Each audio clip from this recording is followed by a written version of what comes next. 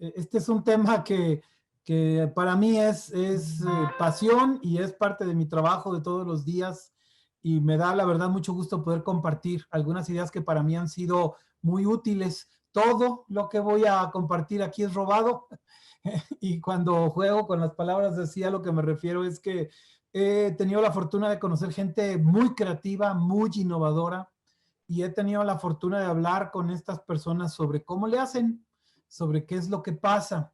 Yo he tratado de usar algunas de estas ideas, algunas me han funcionado muy bien, otras a lo mejor no tanto. Y como resultado de eso es que armé este pequeño material que quiero compartirles. Es nada más que una serie de ideas que creo que pueden provocar acciones, ¿no? Y que sí creo que nos pueden volver más creativos, más innovadores, por lo tanto.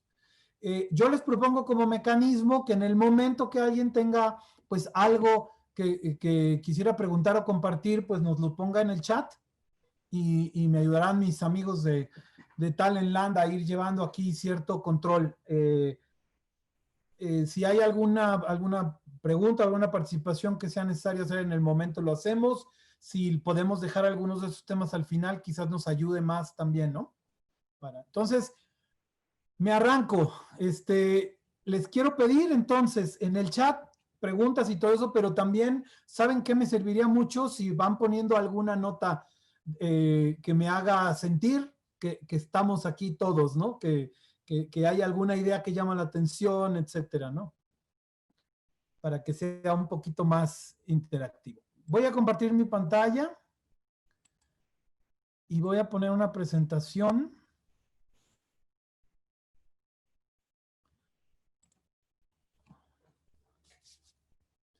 ¿Me podría nomás confirmar a alguien que sí se esté viendo? Sí, sí se está viendo. Perfecto, pues nos arrancamos. El tema es innovación, pero yo arguyo que detrás de la innovación está necesariamente la creatividad. Dicho de otra manera, me parece muy difícil provocar innovación si no logras tener un nivel de creatividad tú suficientemente alto, ¿no? Así que quizás el tema es hablar de creatividad primero, ¿no? Pero a ver, vamos definiendo, ¿no? Primero, ¿a qué me refiero con innovación? Esa es la cara que yo veo en la gente cuando decimos, a ver, definamos. Déjenme usar un ejemplo bien bobo. 1648, ¿no? Este amigo Newton, que era bastante listillo, define esta ley de la gravedad que todos vimos en la secundaria y que entendemos muy bien.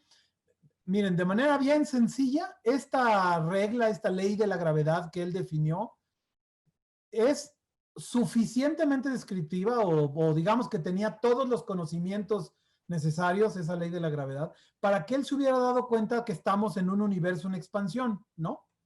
De manera bien sencilla, él hizo una fórmula que dice que si hay dos objetos muy pesados, un planeta y el Sol, ¿no? Pues se atraen uno al otro, ¿no? Si se atraen uno al otro, pues tienen que estar en movimiento, ¿no? Si están en movimiento, es un universo que puede estar o en reducción o en expansión, pero moviéndose, ¿no? Así bien sencillo. Esto no es una clase de física para nada.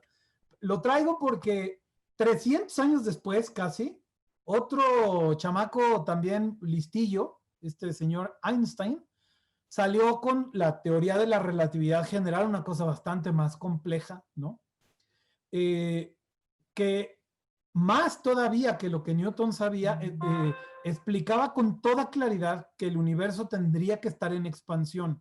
Sin embargo, Newton y 300 años después Einstein decían, no, no puede ser, porque yo volteo al cielo y veo a las estrellas siempre en el mismo lugar, el universo no se está moviendo, me resisto a creer que se está moviendo, a pesar de que esto que yo inventé, y que, bueno, inventé, pero que definí, dice todo lo contrario. Einstein llegó al extremo de agregarle una variable a su teoría para evitar, ¿no? Que el universo estuviera en expansión, ¿no? A ese nivel llegó. Claro que unos años después generó su segunda teoría de la relatividad especial y ya aceptó que el universo estaba en expansión y luego todo el mundo lo confirmó después de esto. ¿Por qué traigo esta historia tan aburrida? Porque quiero decir primero que las creencias que tenemos del mundo de la vida definen fronteras del conocimiento. Dicho de otra manera, cuando tenemos una creencia de que algo es así, es bien difícil que nos movamos más allá, ¿no? Ese es el punto uno, pero déjenme decirlo ahora de una manera bastante menos elegante, bastante más escatológica. Voy a hablar de estos aparatos que ustedes conocen y han usado. Me imagino que todos han visto el que está a la izquierda, porque todos los excusados que están en nuestras casas y nuestros trabajos y todos son así. Si ustedes se van a Alemania, se van a encontrar con unos que son parecidones, no iguales. Fíjense en la diferencia, ¿no?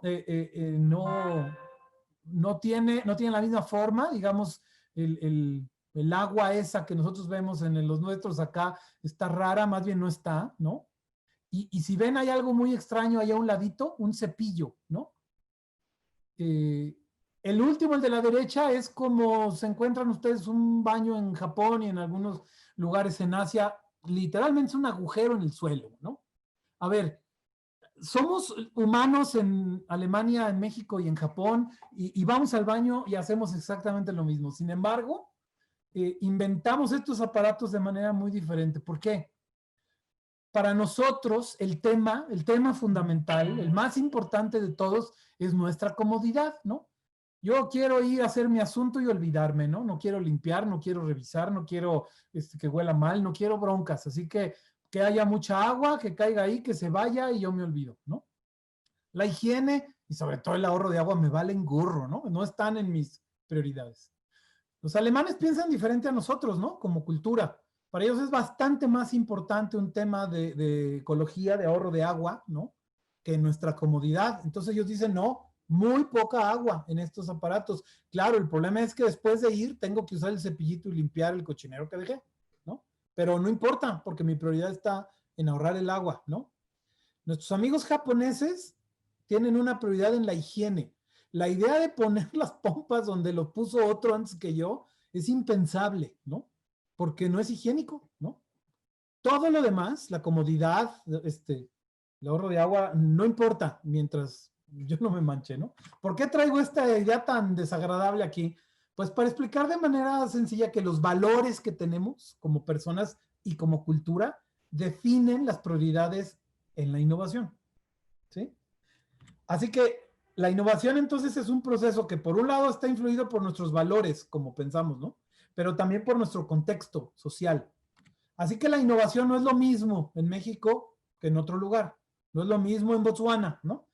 Hay que pensar en la creatividad y en la innovación a la mexicana en un sentido muy positivo de la palabra, porque nuestros valores y nuestro contexto social es nuestra gran herramienta, ¿no? Operamos así. Hay lugares en el mundo donde hay muchísima innovación, ¿no? Y esos como Silicon Valley o como Tel Aviv o Singapur, tienen un montón de razones por las que estas cosas funcionan, ¿no? Muy bien. Y hay una tentación de decir, bueno, pues, ¿cómo le hacemos para copiar uno de estos, ¿no? Para que en México seamos tan creativos y tan innovadores, ¿no?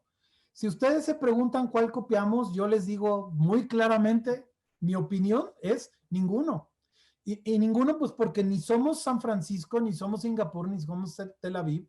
Tenemos nuestras cosas mejores y peores, y esas es con las que trabajamos. Acéptenme esta idea, fíjense. En Silicon Valley, que aquí lo dibujé como un grupo de personas alrededor de San Francisco, en esa zona de la bahía, están todos hechos bolita. Y cuando digo todos, es todo el mundo, porque se van a San Francisco, porque ahí es donde está la innovación. Silicon Valley es la meca de la innovación. Aprenden a hacer lo mismo de la misma manera y se juntan todos los días y discuten todos juntos cómo se hace esto, ¿no? Y mientras hacen eso, están logrando uno de los niveles de efectividad en empresas más bajos del mundo. Solamente el 2% de las empresas de esos monos que están hablando ahí tienen éxito. El otro 98% no. Entonces, yo les digo, ¿y qué si nosotros desde México les ganamos, ¿no? A todos estos y volteamos hacia otro lugar y vemos cosas que ellos no están viendo y hacemos las cosas de una manera diferente. Y por hacer eso, ganamos, ¿no? Este señor es Shimon Peres, uno de los fundadores del Estado de Israel. No me voy a meter en política, no es de eso esta conversación.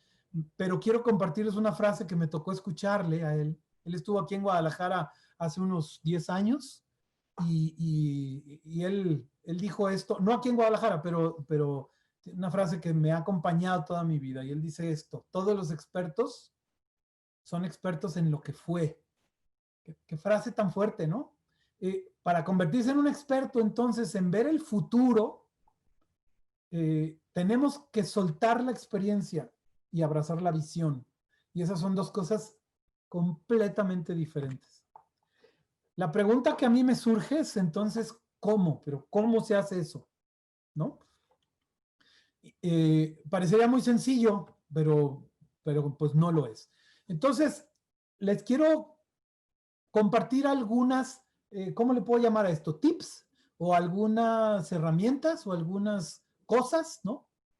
Que yo hago o que he visto en otros también que hacen y que generan cosas muy buenas. Este es parte de un curso que doy en la universidad desde hace muchos años, eh, y me ha tocado ver un poco, ¿no? De todas estas herramientas, cuáles son las que mis compañeros usan más, ¿no? Y dan mejores resultados. Quizás la más importante de todas, o sea, si aquí cerramos la conversación y ya usamos el resto de la hora para tomar café y platicar de que Pittsburgh va 8-0, y que me tiene muy contento, sería fíjense. A nosotros nos tocó vivir en un mundo en el que la educación está construida de manera que nos enseñan no solo las respuestas, ¿no? Sino las preguntas. O sea, nos dicen, memoriza lo que sigue. Y entonces nos dicen, si alguien te hace esta pregunta, lo que se debe contestar es esto. ¿Sí? Eso es un lugar común, ¿no? Es lo que todos van a contestar. El lugar común está instalado en nosotros.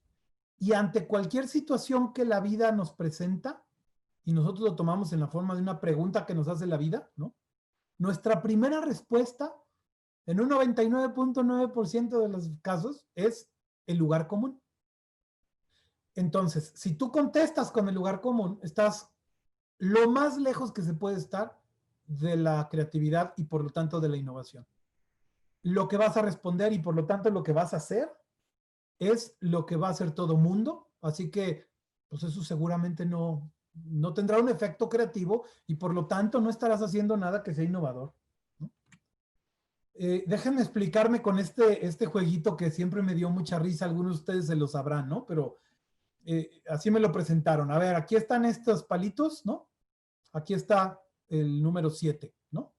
Y me preguntan, ¿cómo le haces para agregando nomás un palito, una línea, esto se convierte en un 8, ¿no? Entonces yo, listísimo que soy, dije así, ¿no? Y pues sí, el 7 se convirtió en 8 usando solamente una línea. Entonces confirmé que soy una de las personas más listas de mi cuadra. Y luego me dijeron, a ver, otra vez,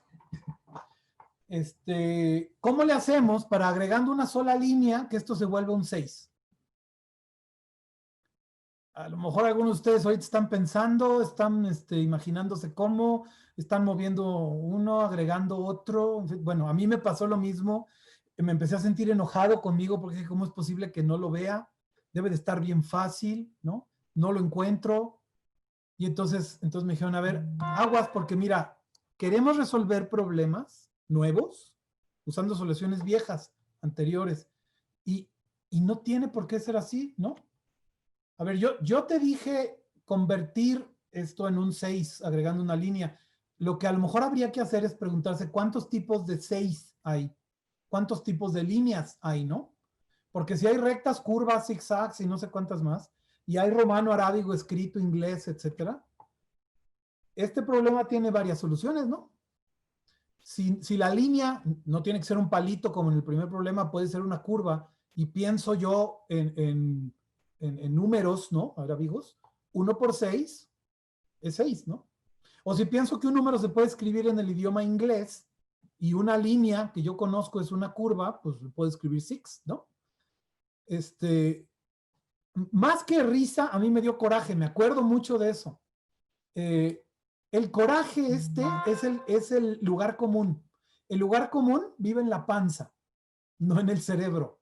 Es bien poderoso por eso. Y sale antes de que tu cerebro empiece a funcionar. Casi siempre el lugar común, porque vive en la panza, dice o una bobería o una tontería. Cuando tú contestas lugares comunes, te ves bobo o te ves tonto, ¿no? Sí, te ves como todos los demás y a lo mejor por eso no es una tragedia, ¿no? Pero, a ver, hoy estamos hablando de creatividad, ¿no? Hoy estamos hablando de innovación. Si te interesa ser de los creativos, si te interesa ser de los innovadores, necesitas darte cuenta que el lugar común vive en la panza y que tú necesitas usar el cerebro, ¿no? Este amigo, Richard Feynman, un físico que también maravilloso, me encanta su frase esta, porque él dice, piensa productivamente, no reproductivamente. Es lo que acabamos de decir, ¿no? Tú piensas reproductivamente cuando simplemente repites lo que todo el mundo dice, ¿no? Los genios, los que cambian el mundo, es quien piensa productivamente, quien sale con ideas propias y diferentes, ¿no? Así que el camino para la innovación pasa por la creatividad.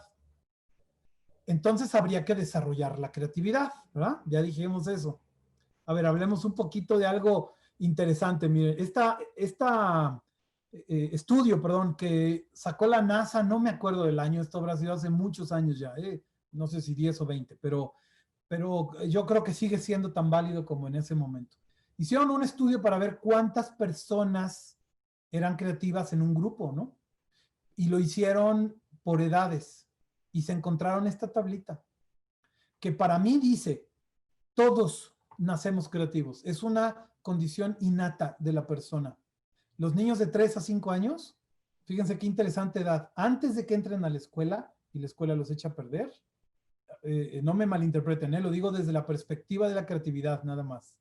Evidentemente que creo en la escuela para todo lo demás, pero antes de que el sistema educativo que nos enseña no solo las respuestas, les repito, sino las preguntas, todos, con una pequeñísima excepción, son creativos, o somos, o fuimos creativos.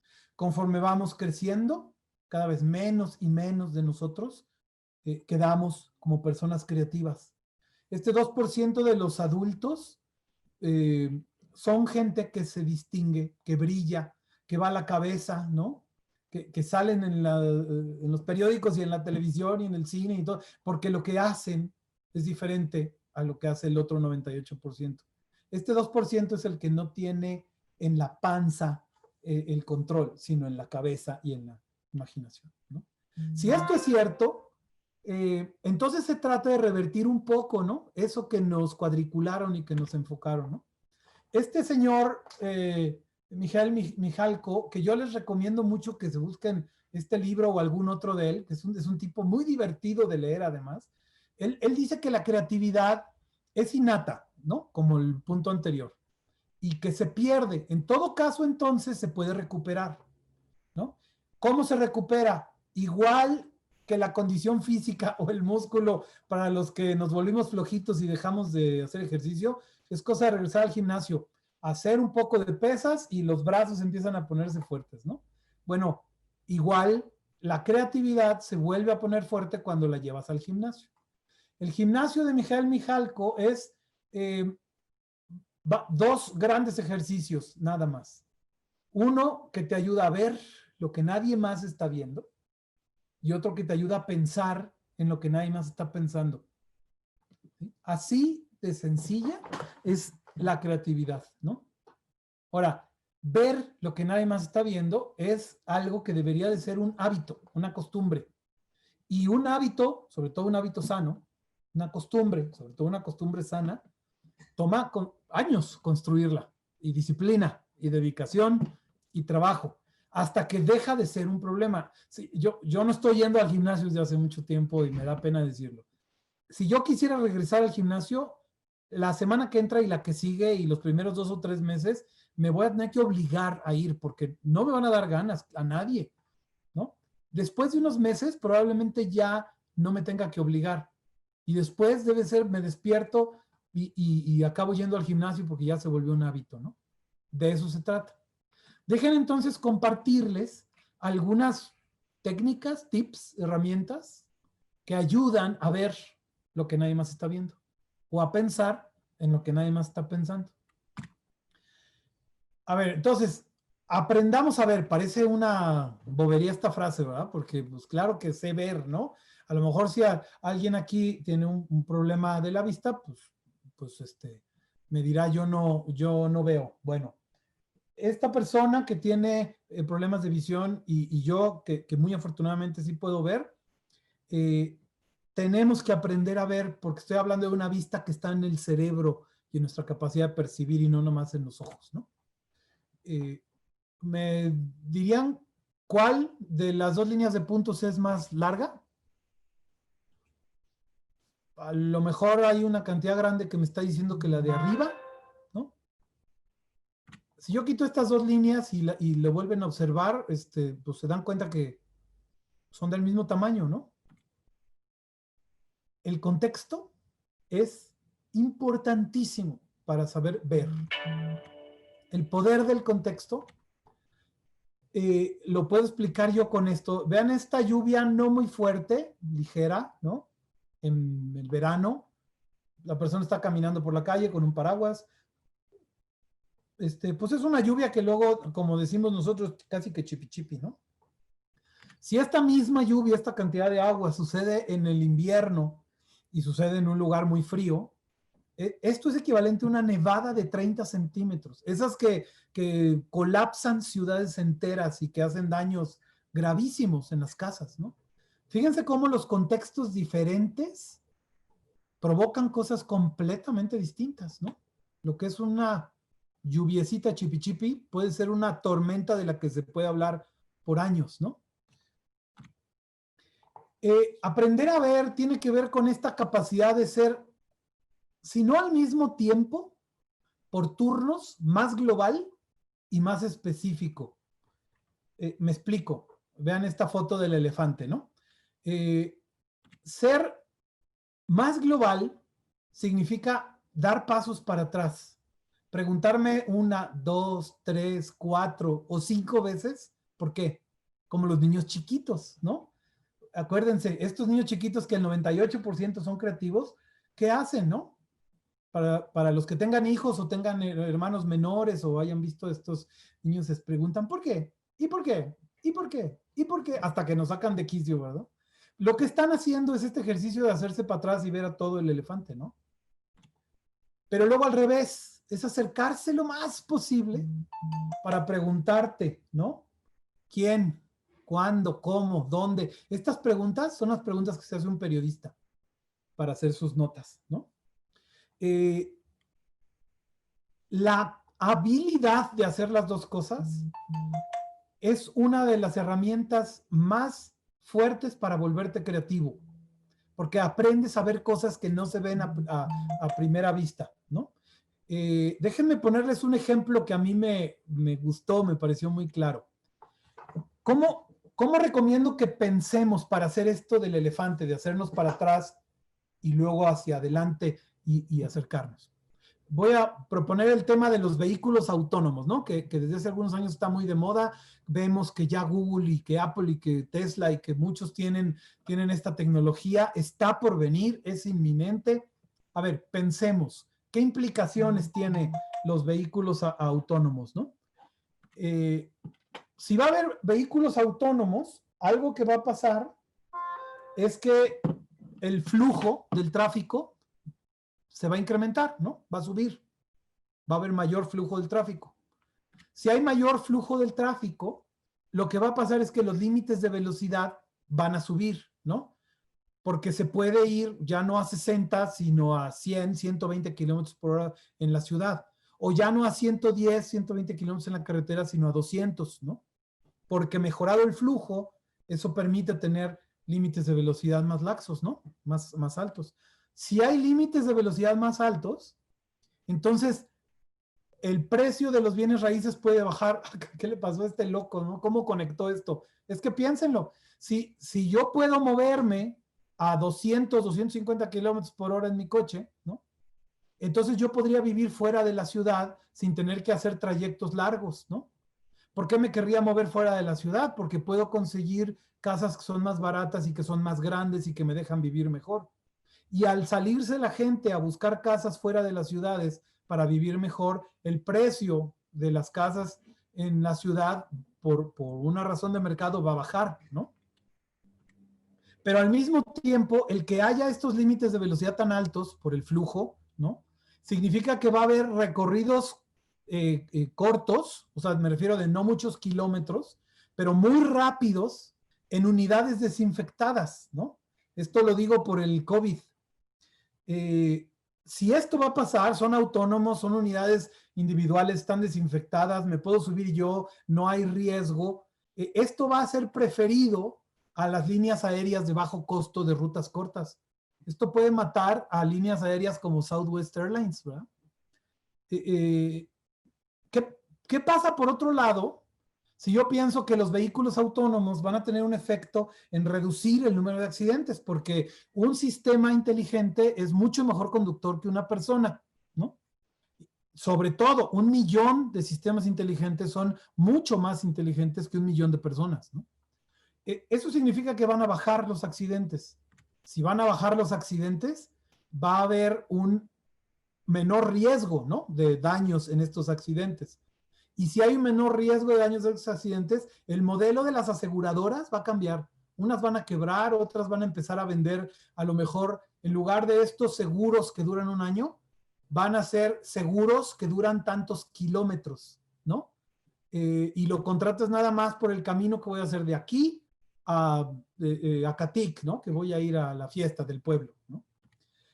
Si hay menos accidentes, va a haber menos muertes. Si va a haber menos muertes, va a haber menor disponibilidad de órganos, ¿no? Para trasplantes, porque el grueso de los órganos para trasplantes surgen de las muertes que se dan como consecuencia de accidentes automovilísticos.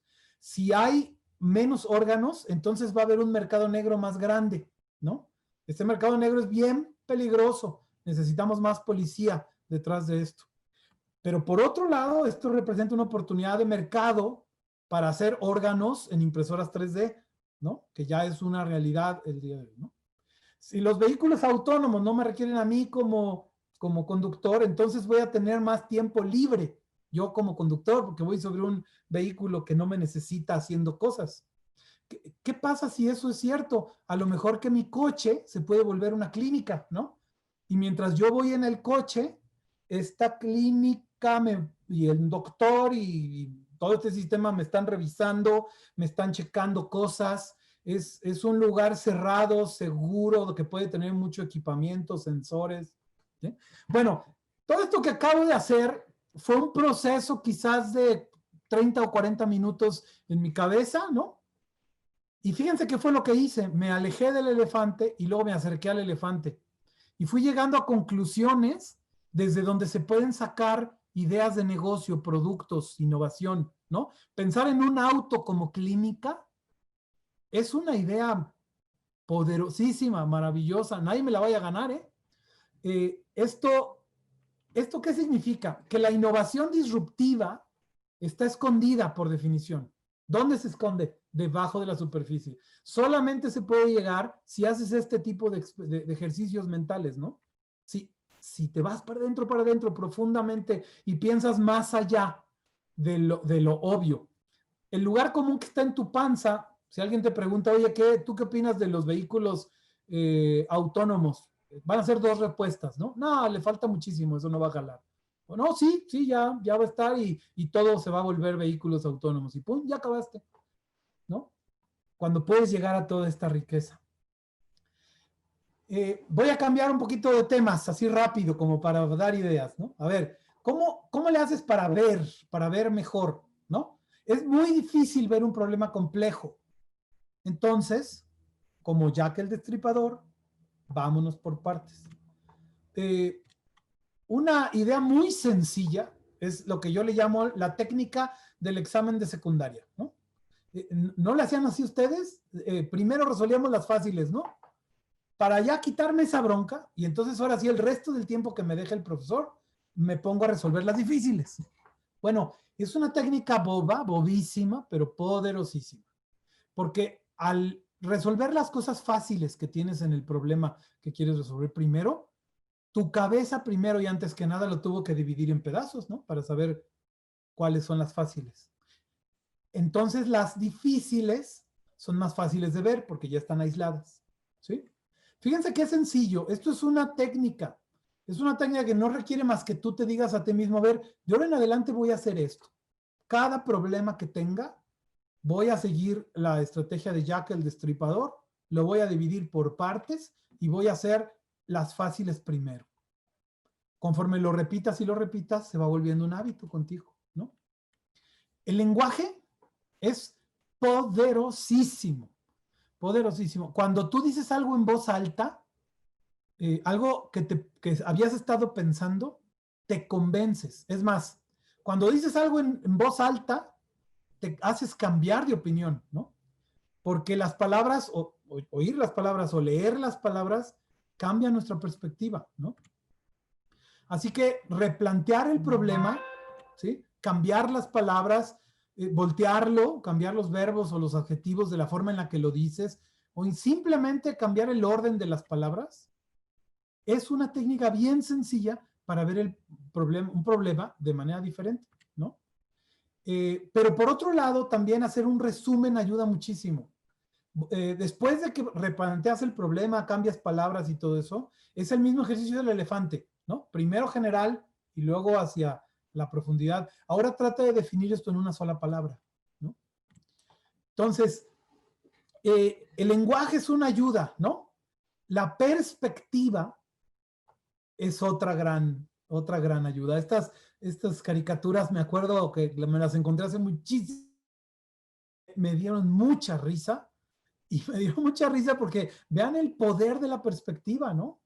O sea, la misma situación, uno ve el bote que por fin lo va a salvar, ¿no? Y el otro ve tierra, por fin, ¿no? Así vivimos, esto nos pasa. Les doy un tip sencillísimo. No importa si trabajas en una oficina o estudias o estás en tu casa o donde sea, siéntate en un lugar que no es el tuyo. ¿Sí? Estás en un salón de clases y siempre te sientas en el mismo lugar, siéntate en otro, ¿no? Estás en una oficina, tienes un escritorio, haz el ejercicio, hazme caso. Toma tu silla y ponla del otro lado. Les va a sorprender lo que les va a pasar en la panza. Se van a sentir incómodos. Por el hecho de poner su silla del otro lado de donde la ponen normalmente.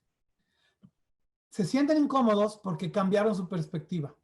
Estar en una perspectiva diferente a literalmente tienes otra perspectiva diferente. Digo literalmente porque la vida se ve de otra manera. En mi caso de mi oficina, en el trabajo, ahorita estoy aquí en mi casa, yo tengo la ventana atrás de mí, estoy en un 6º piso.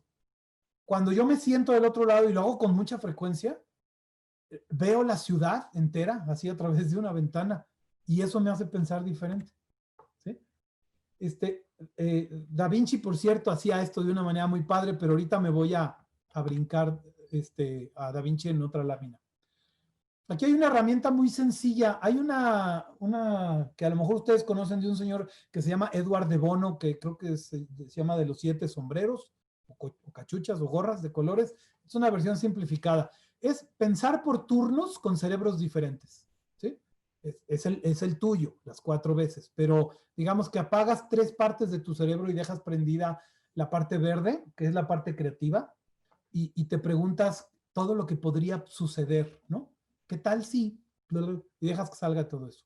Luego apagas ese cerebro, prendes el cerebro amarillo, que es el neutral, el objetivo, el de los datos, el que describe, y hablas y piensas nada más en los datos que tienes, los pelos de la burra que tienes en la mano. Apagas ese cerebro, dejas apagado el verde también, obviamente, prendes el azul, que este es el positivo, es el que ve hacia adelante con esperanza, ¿no? Que hace juicios, que hace opiniones de valor, que entiende necesidades y te preguntas, bueno, a ver, ¿y esto qué podría ser, no? Apagas el tercer cerebro y prendes el rojo, que es el negativo, que es el primero que sale. Es el primero que hay que apagar y es el último que hay que prender. Es importante este cerebro. Este cerebro nos ha hecho una especie tan exitosa, ¿no? Pero ese hay que dejarlo al final, ya que fuiste creativo, ya que fuiste objetivo y ya que fuiste positivo, es entonces el momento de ser negativo, de entender las limitaciones, ¿no? Ahí te preguntas qué no es posible. El simple ejercicio de pensar por turnos genera ideas creativas e innovadoras. Cuando prendes el cerebro rojo primero, matas la creatividad. Y ya nada de lo que hagas después va a generar imaginación, creatividad y por lo tanto innovación. Vamos a hablar de algo muy sencillo, ¿no? Una estrategia muy poderosa es que escribas, dibujes, plantees en una cosa en la que te entre por los ojos y no nomás por las ideas, lo que estás pensando, ¿no? Por eso estas dinámicas que luego hacemos con post-its o con hojitas o estos mapas mentales o los storyboards que hacen los que hacen una película son tan poderosos, ¿no? Entonces, dibújalo, ponlo en papel o ármalo de una manera que lo puedas ver, ¿no? Esta es una forma que yo uso mucho. Cuando tengo un problema complejo, uso la técnica esta de Jack el Destripador, lo divido por partes y digo, ya ni me acuerdo bien qué era lo que estaba yo analizando, pero bueno, era en el trabajo y me acuerdo que tenía que ver con un tema de la gente que teníamos que se nos estaba yendo, ¿no? Pero no me acuerdo exactamente por qué lo hice. El caso es que lo dividí el problema y dije, es un tema de fe, de motivación, de producción de ideas, de curiosidad, de energía, bla, bla, bla. Fui poniendo todas estas cosas primero. Ese fue mi primer ejercicio. Mi segundo ejercicio fue poner esas cruces, ¿no? O sea, primero puse una flecha azul hacia el lado de dónde está el problema, ¿no? O sea, el tema de la fe está más hacia el mejor escenario posible, digamos algo optimista, positivo, o está hacia el peor escenario posible, algo que no jala, que me hace difícil el problema. Entonces, por ejemplo, aquí yo decía, en el tema de la fe, no, sí tenemos gente que le tiene fe, ¿no? A este equipo, a esta empresa, al proyecto que tenemos. Entonces lo voy a dibujar hacia la izquierda. Motivación, ahí está la cosa, esa es muy diferente. La gente le tiene fe, pero no está muy motivada, que digamos, de hecho está cansada, ¿no? ¿Está produciendo ideas? No, entonces va a la derecha. Y así me fui, ¿no? Después de hacer eso, puse las crucecitas muy al inicio de la línea o muy al final de la línea según qué tan grave es, ¿no? Entonces, por ejemplo, decía, el problema de la motivación sí es hacia el peor escenario, pero la verdad es que no es tan grave, es un pequeñito problema, ¿no? Por otro lado, no se genera ninguna nueva idea aquí, ¿no? Todas se mueren antes de que nazcan, entonces puse la X hasta la derecha. Cuando terminas de hacer esto y das el paso para atrás, como en la lámina del elefante, y ves las cruces y haces viscos, o sea, ya no te fijas, ya no ves las palabras, ya no ves que digan fe, motivación, energía, sino ves borroso. Y ves nomás las X, así de golpe de vista me doy cuenta de que tengo más cosas a la derecha que a la izquierda. O sea que estoy más en el peor escenario que en el mejor escenario. Y eso me dejó poner la última crucecita abajo. Esta es una forma de analizar un problema, ¿no? Puedes usar esto para no analizar un problema, sino para evaluar dentro de muchas ideas, ¿no? Las mejores o las que más te funcionan, ¿no? Pero esta es el tema de poner por escrito o dibujando o con gráficas, hace que nuestro cerebro funcione de una manera mucho más clara, ¿no? Pasemos al segundo tema y con esto ya voy cerrando. Todo esto primero que les compartí es cómo le hacemos para aprender a ver cosas que los demás no ven. Ahora quiero hablar de cómo le hacemos para pensar en cosas en las que nadie está pensando, ¿sí? Y es bien sencillo para arrancar. Esto es como casi todo en la vida. Hay que aprender a pensar de manera fluida. Perdón por lo que voy a decir, pero cuando yo tengo un presidente en México que no puede hablar de corridito, híjoles, no puedo más que pensar que no puede pensar de corridito. Y alguien que no puede pensar de corridito, pues no va a tener buenas ideas, ¿no? O si salen va a ser verdaderamente una cosa que nos va a sorprender a todos. Porque la clave para generar una gran idea es generar primero un chorro de ideas, ¿no?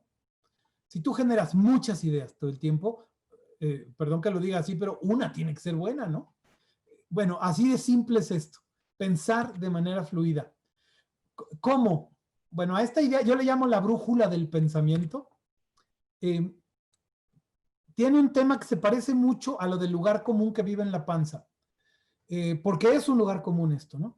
nosotros naturalmente hacemos juicios antes de que nada suceda. Cuando alguien nos da una idea nueva, ¿sí? Y nos dice autónomo, que se maneje solo, lo primero que sale de nuestro cuerpo, de nuestra panza, ¿no? Es estos juicios de valor de, no, eso no va a jalar, no puede ser, no me gusta, no quiero, no me suena, no se parece. Si fuera de veras cierto, ya lo habían hecho todos. Esos juicios matan las ideas nuevas, ¿no? Postergar esos juicios le da espacio a que estas ideas nazcan. Y es tan sencillo como prohibirte hacer ese juicio. Yo tengo una reglita. Yo me prohibí hace muchísimos años, expresar mi opinión de algo antes de hacer 2 preguntas. Ese es mi acuerdo conmigo mismo, mi negociación conmigo mismo. Yo ya tengo una idea a lo mejor, pero antes de decirla, tengo que hacer 2 preguntas. No tengo permiso de decirla antes de hacer esas 2 preguntas. Esas 2 preguntas tienen que ser preguntas exploratorias. Y lo que eso me ha provocado es que digo menos tarugadas que las que decía antes. Porque al hacer esas 2 preguntas, clarifico, entiendo más a fondo lo que está pasando y mi opinión se vuelve más inteligente. Lo único que hice fue acostumbrarme a postergar los juicios, ¿no? Luego, y esto es bien barato, cómprense una libretita, ¿sí? Pónganse una cuota y generen ideas todos los días, ¿sí? No nomás los viernes o lunes, miércoles, todos los días. Yo tengo una, de hecho, tengo varias y cuando las lleno, pues la guardo y saco la que sigue. A veces te puedes pasar años sin ver lo que escribiste, en esas. No es tan importante regresar a verlas como el ejercicio de llenar esas libretas, ¿no? Pero déjenme decirles que en momentos de mucha necesidad en el trabajo, por ejemplo, he regresado a esas libretas y me he encontrado las mejores ideas para los problemas que no tenía idea de cómo resolver. El volumen, la cantidad genera calidad eventualmente. Háganlo, cómprense una libretita, valen 15 pesos, ¿no? Y regístrenlas. Acostúmbrense a hacer combinaciones novedosas. Esto es lo que quería decirles de Da Vinci. Da Vinci tenía esta lista de tipos de cabezas, de ojos, de nariz, de bocas y de barbillas, ¿no? Y entonces en las mañanas de todos los días, otra vez, al azar escogía una y la combinación al azar de estas le hacía dibujar una caricatura, como esta que pongo aquí. Yo creo que este era un ejercicio divertidísimo para Da Vinci, ¿no? Pero además, uno que le enseñó a pintar, a dibujar, ¿no? Y le enseñó a pensar de manera creativa y diferente, ¿sí? Este mismo ejemplo, imagínenselo así, ¿no? Tú ves que un coche entra a una de estas máquinas para lavarlos, ¿no? Y te preguntas, haces la lista de Da Vinci, a ver cuántos métodos de lavar hay, cuántos productos se pueden lavar, qué tipo de equipos se pueden usar para lavar, ¿no? ¿Qué productos se pueden vender en los lugares en donde se hacen estas cosas? Haces una combinación al azar, ¿no? Self, dogs, sprays, y entonces lo que eso te puede provocar es una idea de negocio, ¿no? Una máquina automatizada para lavar perros, ¿no? Y secarlos. Y esto lo voy a vender, lo voy a poner en lugares donde atienden mascotas veterinarias. Nos quedan 10 minutos. Perfecto.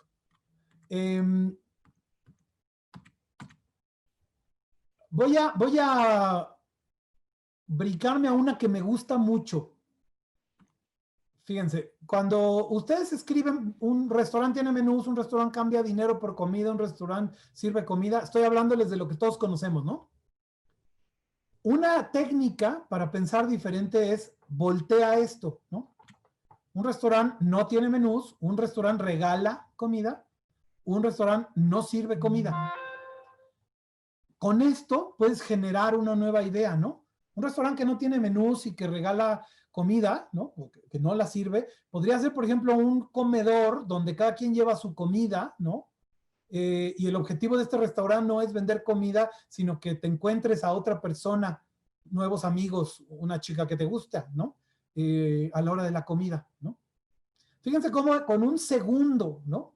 Moviendo las suposiciones, nos podemos construir ideas innovadoras, ¿no? Este ejercicio de aquí, cuando lo hice, me dio mucha risa y se los comparto porque pensar en términos de paradojas, o sea, sentarse del otro lado del escritorio, como les decía hace rato, no solo es divertido, sino que genera ideas, ¿no? Ay, perdón, no, ese es el que sigue. Me lo voy a brincar porque quiero irme más bien a este ejemplo. Ahí les va. Entonces, haces una lista, ¿no? De ideas absurdas. Mandar tarjetas de Navidad a personas muertas, ¿no?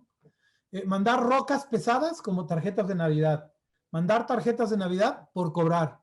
Mandar dinero para que la persona se compre la tarjeta que le guste, porque me choca que dicen no me gustó tu tarjeta, ¿no? Mandar una araña. Obviamente esto lo hice en épocas navideñas, ya se imaginarán, ¿no? ¿Qué buscaba? Las ideas más babosas, más estúpidas que se me ocurrieran, ¿no? Luego, escoge una. La clave fue lo primero, las dejaste salir. Yo escogí una que fue mandar tarjetas de Navidad a personas muertas, porque me pareció de veras una idea muy extraña y muy diferente. Luego extrae el principio, busca qué hay detrás, ¿no? Y me encontré algo bien interesante. Nos importa comunicarnos con las personas que ya se nos fueron, ¿no? A ver, ahora lista algunas características de una idea absurda como esta, con el principio de que nos importa comunicarnos con personas que nos fueron. Mi papá murió hace 10, 11 años y lo extraño y me encantaría hablar con él, ¿no? Y digo, a ver, las personas hacen sesiones espiritistas, van al cementerio, ¿no? Hacen poemas, escriben esquelas en el periódico. Entonces, a ver, selecciona una de estas características e imagina. Y a ver, seleccioné la de dejar flores en el cementerio. Y mi idea fue, voy a hacer tarjetas de despedida. Entonces, las personas que van al sepelio las reciben, escriben sus sentimientos, las dejan en el ataúd. Y fue el equivalente a mandar una tarjeta de Navidad a una persona muerta, pero ahora es una idea que tiene mucho sentido, que es muy emotiva y puede tener incluso una oportunidad de negocio, ¿no?